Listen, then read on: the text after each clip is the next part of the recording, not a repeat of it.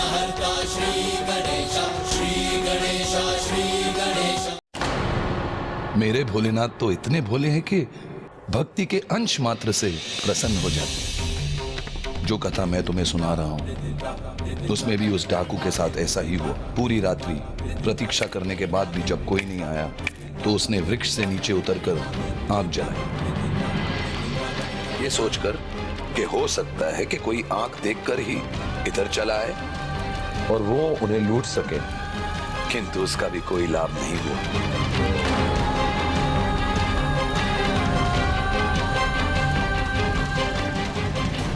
तब वो फिर से वृक्ष के ऊपर चढ़कर बैठ गया।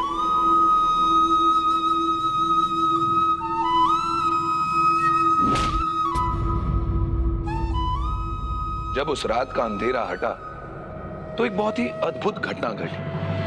भोलेनाथ ने उस लुटेरे को दर्शन दे दिया। परंतु क्यों पिताश्री? हाँ, उसने ऐसा क्या किया जिससे प्रभु ने उस पर ऐसी कृपा की? यही प्रश्न तो उस लुटेरे के मन में उठा।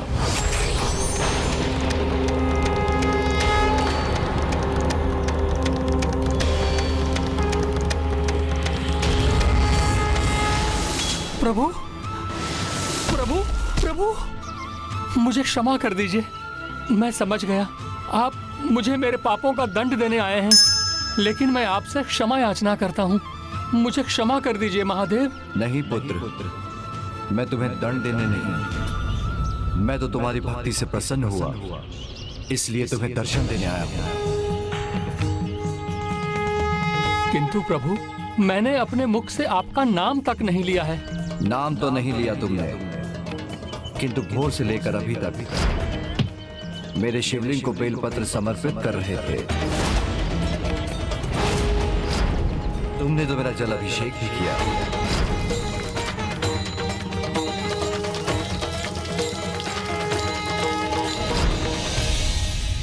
और रात्रि में मेरी आरती की।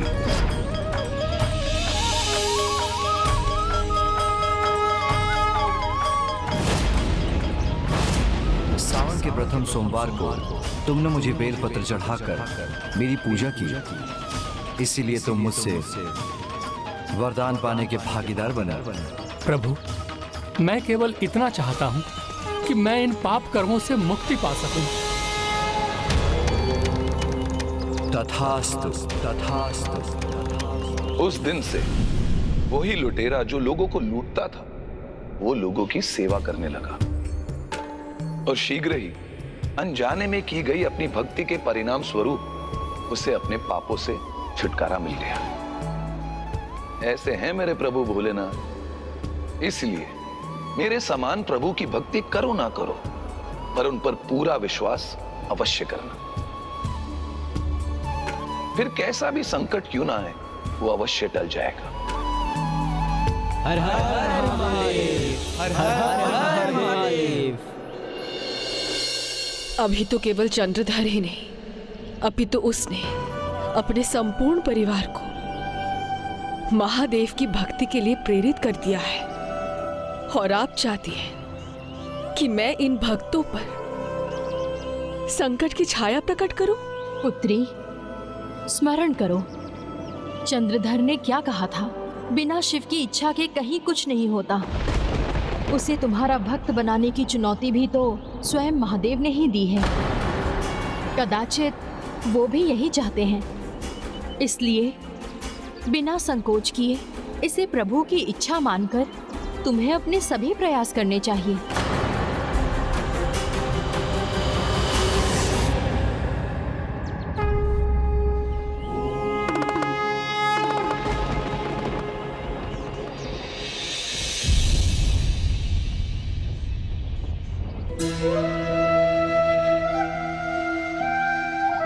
उचित है, मैं ये प्रयास भी करूंगी।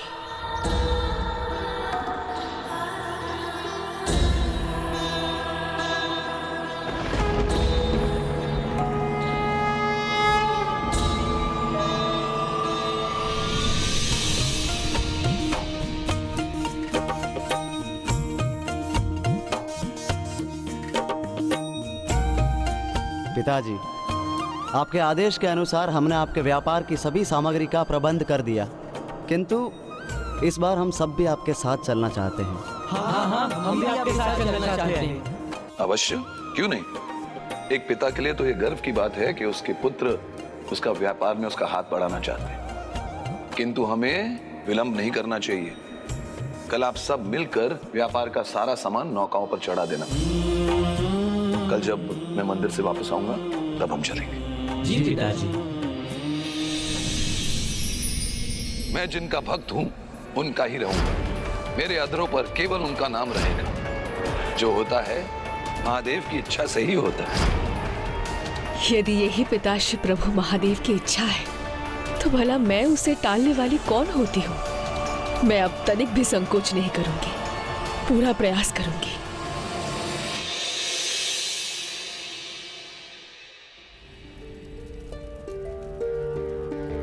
बच्चों, मैं मंदिर जा रहा हूं। लौटते ही हम प्रस्थान करेंगे। तुम नौका तैयार रखो।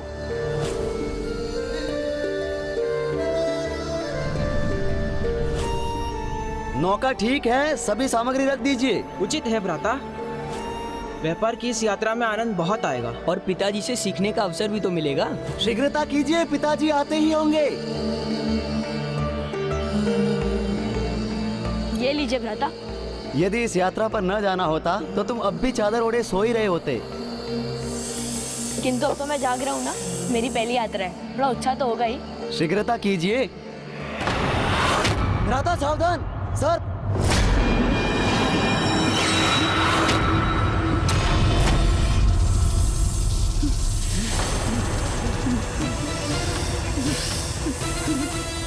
भ्राता, यहाँ तो चारों ओर सर्प ही सर्प है। हाँ, जैसे सर्पों ने हमें घेर लिया है।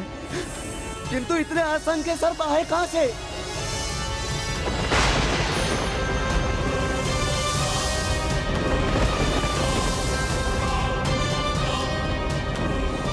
सहायता करो, कोई तो हमारी सहायता करो।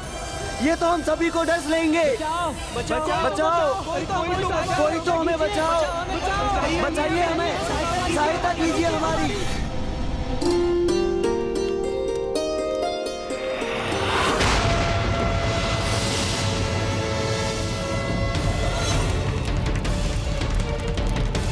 ये अग्नि सर्प की आकृति क्यों ले रही है? बचाइए, बचाओ, कोई तो हमें बचाओ। कोई है, कोई तो बचाओ हमें।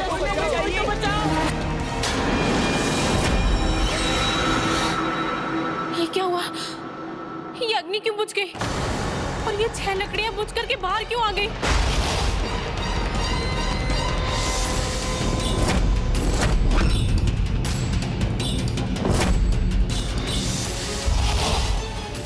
मेरे 6 पुत्र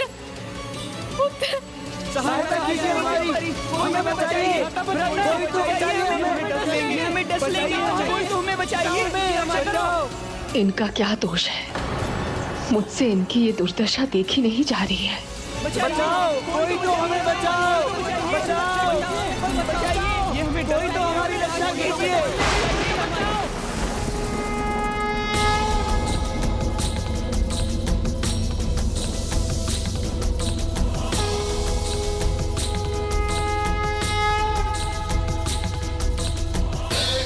लगता है सर्पों का आक्रमण रुक गया।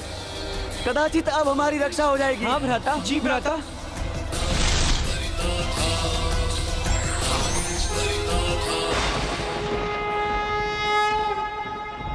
आप कौन है देवी? और ये अशुभ संकेत क्यों उत्पन्न हुए? इनका क्या अर्थ है? मैं शिव पुत्री नाग माता मनसा और यहाँ ये बताने आई हूँ कि आपके पुत्र संकट में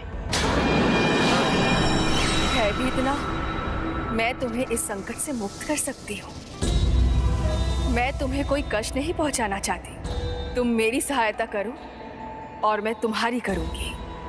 अपने पिता को मनाओ, उन्हें मुझ पर विश्वास दिलाओ, समझाओ उन्हें कि वो मुझे देवी मानकर मेरी भी पूजा करें, मेरे भी भक्त बन जाएं। तुम्हारे पिता के समान भक्त पाकर मुझे देवी उपाधि प्राप्त होगी। और अब तुम सभी को मिलकर उन्हें मनाना होगा। ये वचन दो मुझे, और मैं भी तुम्हें ये वचन देती हूँ कि तुम्हें कोई हानि नहीं होगी, अन्यथा परिणाम भयंकर होगा।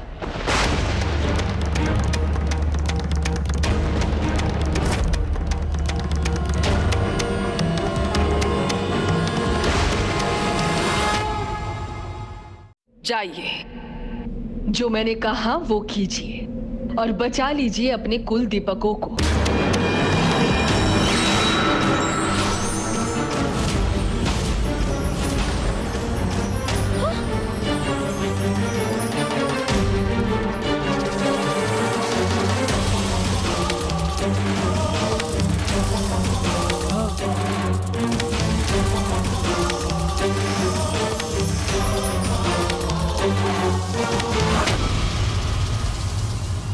बचा लो अपने जीवन की ज्योति को।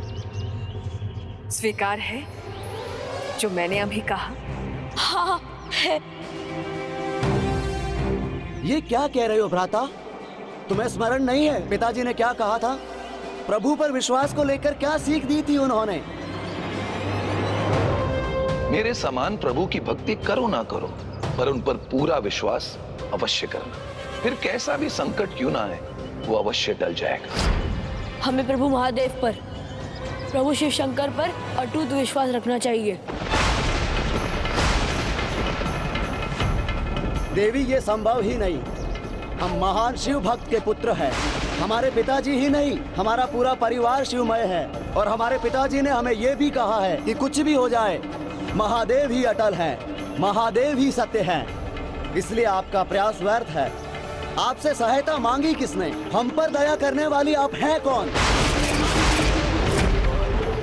मैं विनम्रता से इन्हें समझाने का प्रयास कर रही हूँ और ये मेरा अपमान कर रहे हैं। हमारी रक्षा करने वाले स्वयं जगत पिता महादेव हैं।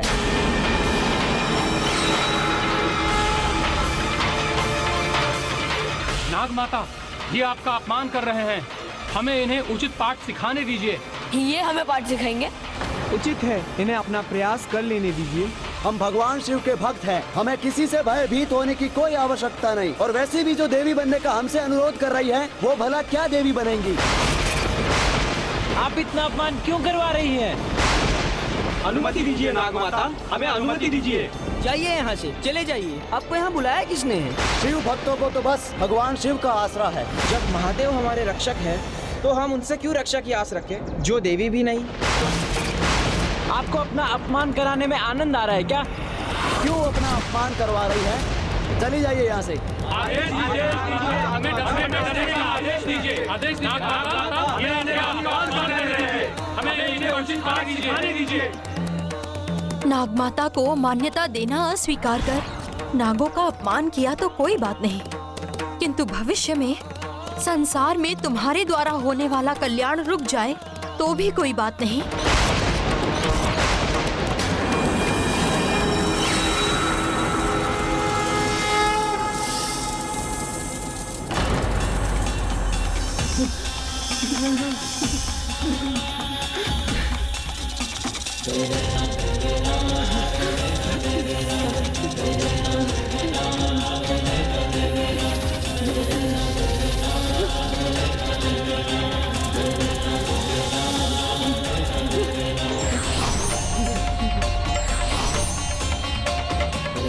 नागमाता तो अभी यही थी, कहाँ चली गई?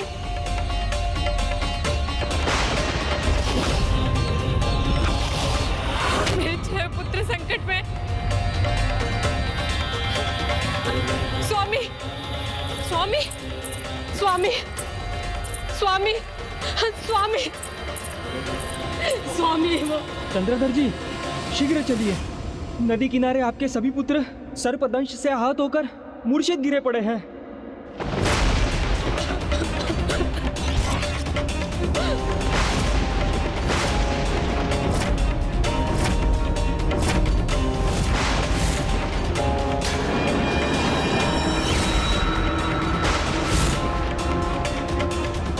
पुत्र, पुत्र, पुत्र, पुत्र।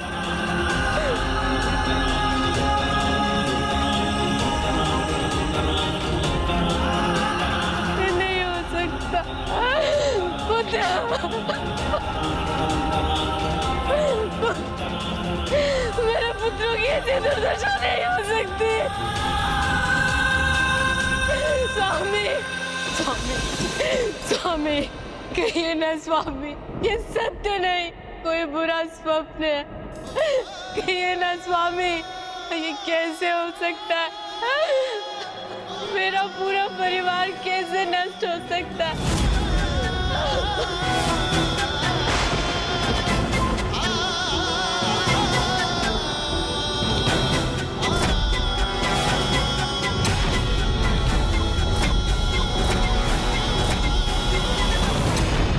एक माँ अपनी संतान को खोने का दुख मनाए और उसका कारण मैं हूँ। ये कैसी परीक्षा है मेरी। किंतु मैं इतने क्रोधित क्यों हुई? क्यों अपमान किया उन्होंने मेरा? और यदि अपमान किया भी तो मैंने अपने सर्पों को उन्हें दंड देने की अनुमति क्यों दी?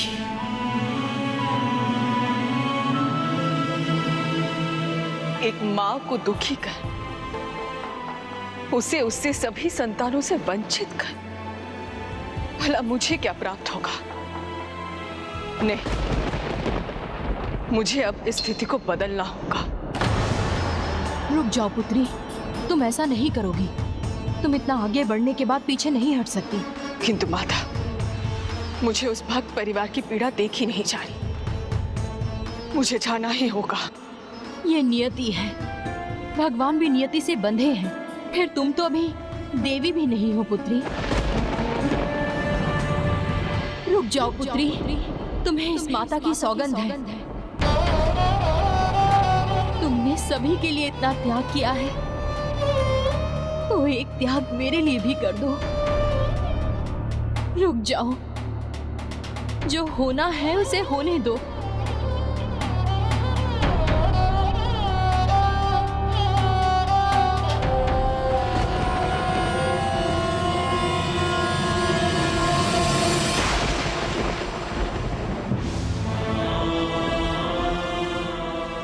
अपने पति को समझाइए कि वो मुझे देवी मानकर मेरी भी पूजा करे, अन्यथा परिणाम भयंकर होगा। जाइए, जो मैंने कहा वो कीजिए और बचा लीजिए अपने कुल दीपकों को।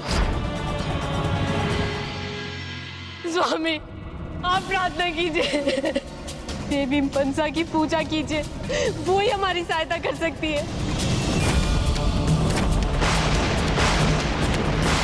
कल कहीं ऐसा ना कि तुम्हारे सम्मुख ऐसी परिस्थिति प्रकट हो जाए कि तुम्हें मेरा नाम पुकारना पड़े, मेरी भक्ति करने पर विवश होना पड़े। देवी मनसा,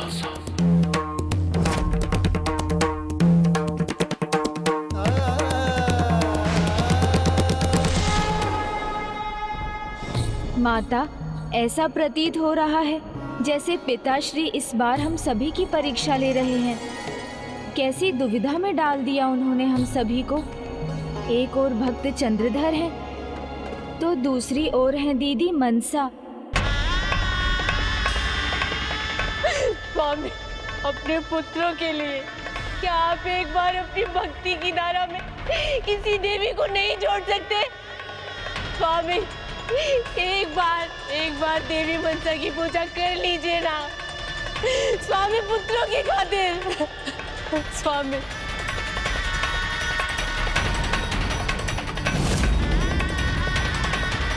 मैं करूंगा, मैं पूजा करूंगा। मैं पूजा करूंगा, पर मनसा की नहीं।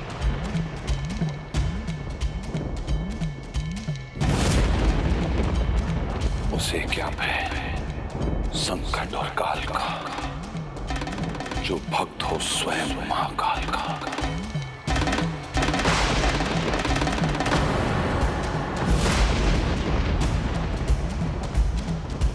हे मेरे प्रभु, मेरे महादेव, मेरे शिव शंभु शंकर, मैं आपसे प्रार्थना करता हूं, मेरे पुत्रों की रक्षा करो।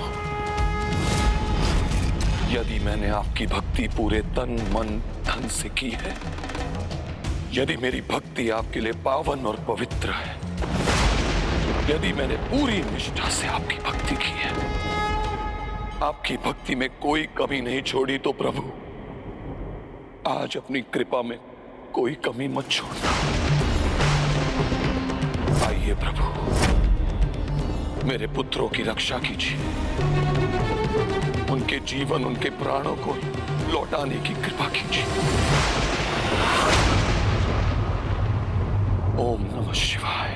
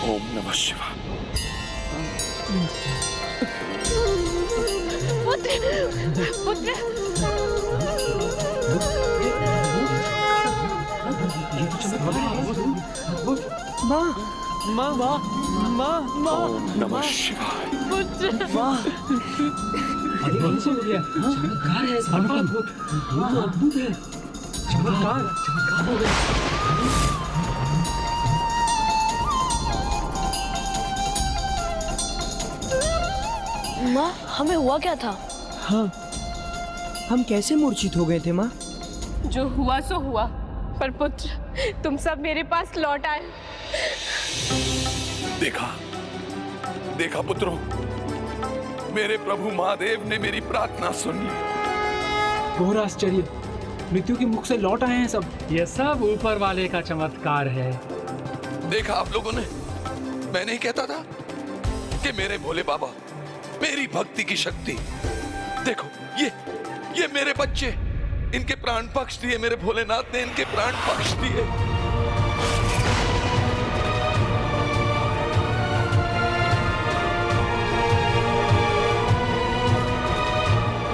क्या हुआ पुत्री? देखिए ना माता कत्रु, पिताश्री प्रभु महादेव अपने भक्तों पर कृपा वर्षा कर रहे हैं। चंद्रधर के पुत्रों को नागों के विष के प्रभाव के प्रहार से मुक्त कर दिया।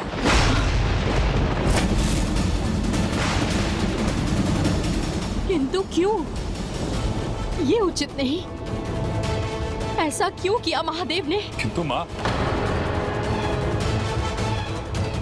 मैं समझने में असमर्थ हूँ कि उन्हें अपनी पुत्री का अपमान दिखाई नहीं दे रहा, जो अपने भक्त और उसके परिवार की सहायता की। यदि ऐसा ही करना था तो फिर इस चुनौती का क्या अर्थ? नहीं माँ, प्रभु अकारण कुछ नहीं करते, उसका भी कोई कारण अवश्य होगा। अपनी पुत्री का अपमान सहने के पीछे क्या कारण हो सकता है? ऐसे अटूट भक्ति में, एक दृढ़ भक्ति की भक्ति पर किसी भी देवी देवताओं की कृपा तो स्वाभाविक है। और चंद्रधर की भक्ति दोष रहित है, पावन है, पवित्र है, और वो उनका भक्त है जिन्हें संपूर्ण संसार भोलेनाथ के नाम से जानते हैं। और भोलेनाथ तो भोले भंडारी है। उनके भंडार में आज तक कोई भी भक्त खाली हाथ कहाँ गया है, ये जानती थी मैं। इसीलिए मुझे ये चुनौती अस्वीकार थी।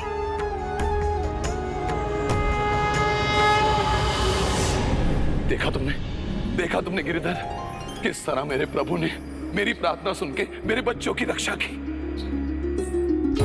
आप सब लोगों ने अपनी आंखों से देखा। अब तो आपको ज्ञात हो गया होगा ना कि चंद्रधर कौन है। चंद्रधर भोलेनाथ का सबसे महान भक्त है, सबसे महान भक्त।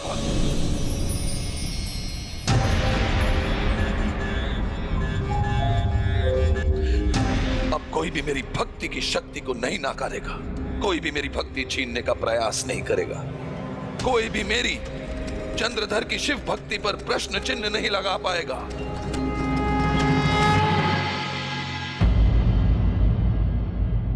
क्या कहा था अनुज गणेश ने कि जगत कल्याण के लिए मेरा देवी बनना अनिवार्य है।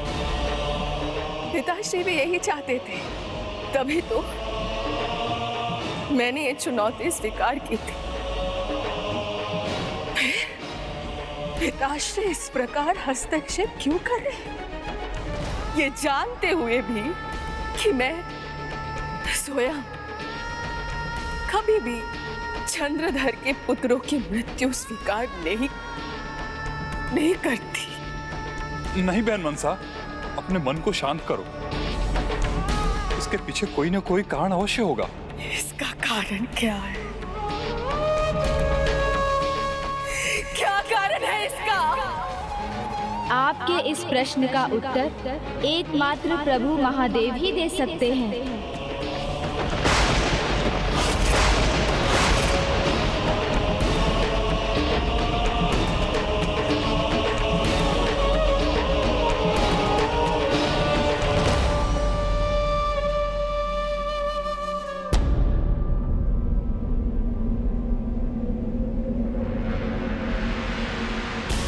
मैं जानता हूँ आपके हृदय को चोट लगी है। चंद्रधर और उनके पुत्रों के साथ जो हुआ उसे लेकर आपकी भावना भी समझता हूँ, किंतु जो भी पिताश्री ने किया उसका कारण उन्हीं से जानना होगा आपको।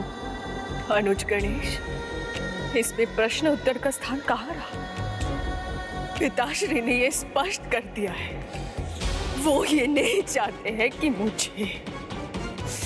मुझे देवी का स्थान प्राप्त हो। दीदी, विश्वास रखिए, अमृत पाने के लिए भी पहले हलाहल विष का सामना करना होता है।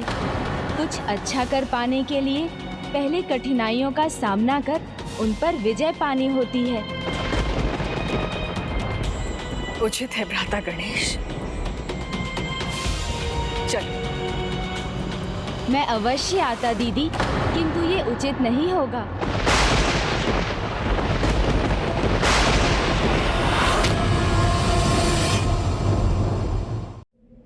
इस चुनौती में तो आप दोनों का ही भाग है ना? तो ये प्रश्न आपको स्वयं ही पूछने होंगे। मैं उनसे ये प्रश्न कैसे कर सकता हूँ?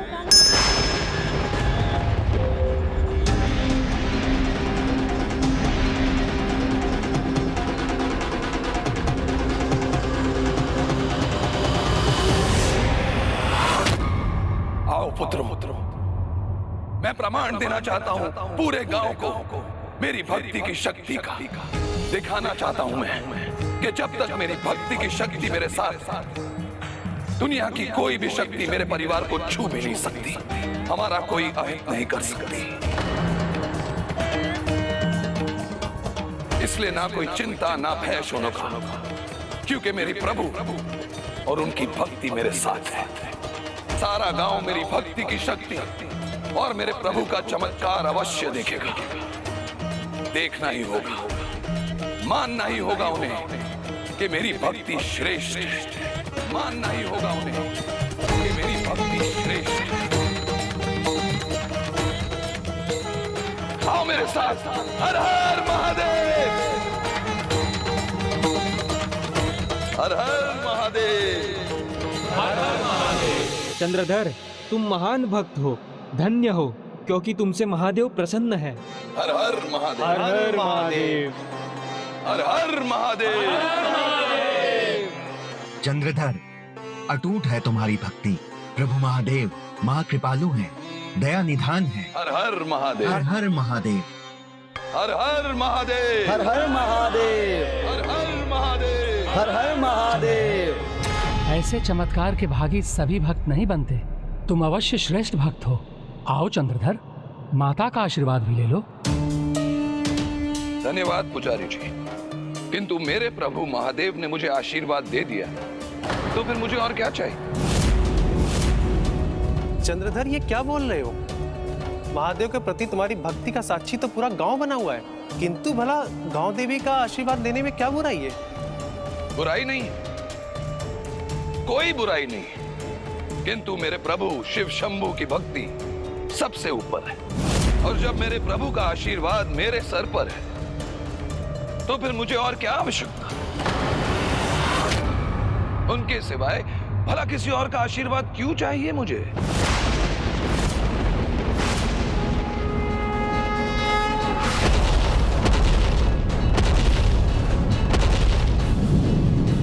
क्योंकि मेरे प्रभु के सिवाय मुझे और कोई दिखाई नहीं, क्योंकि मेरे प्रभु के सिवाय मुझे और कोई दिखाई नहीं देता। भक्ति में अहंकार को कोई स्थान नहीं। भक्ति तो शुद्ध, सरल, निश्चल और अहंकार रहित होनी चाहिए। चंद्रधर जैसे महान भक्त के लिए ये उचित नहीं, ये मैं कदापि नहीं चाहता था। चंद्रधर जैसे महान भक्त के लिए आप क्या नहीं चाहते थे पिताश्री?